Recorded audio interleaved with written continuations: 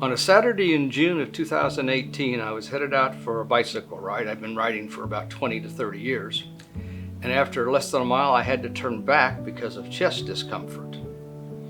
The following Monday, I had the same problems when trying to cut the grass, and I went in to see the doctor, who scheduled me for a treadmill test on Thursday.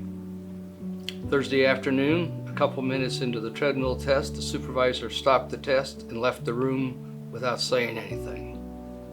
Shortly after that, a cardiologist met with Sue and I and said, "Mr. Forry, I'm reviewing your treadmill results. They're the most abnormal I've ever seen. Your wife is to take you immediately to the heart hospital and not go home." The next afternoon, I had my arteries videoed and mapped. The cardiologist at the hospital reviewed those results with us and said, "Mr. Forry, you have 6 major blockages. We're sorry that stents will be of no help. We're going to put you on the list for a bypass at the first availability." 4 nights later, I was being updated on the status of my upcoming surgery by the nurse when a woman appeared behind the nurse in a gown, very eerily. The nurse didn't even acknowledge she was there. After the nurse gave me my update for the day, she left the room. And that's when the woman spoke. She said, "My name is Debbie. I'm here and I have a message for you. He said you would be all right."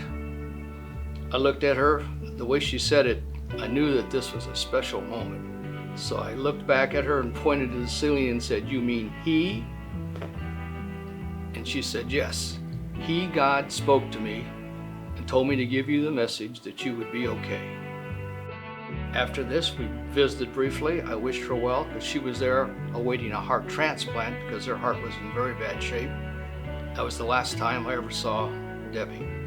3 days later, I finally had, after 2 cancellations, a successful heart surgery by Dr. Zanotti, an excellent surgeon and a wonderful person. And after several complications over the next 2 weeks, I would go home. But the important thing was that all through this, I never had any concern about the outcome. I had been assured by Debbie that I would be all right. The day I'd been entered into the hospital, my wife and I were to be in Nashville, Tennessee, taking our oldest granddaughter on a 3-day celebration trip for her 13th birthday. Had I not been in the heart hospital for that procedure and that surgery and been in Nashville, the end of the story could have been totally different. I'm convinced that God's timing is perfect and that He has a plan for us. My name is Jim Forry, and this is my story.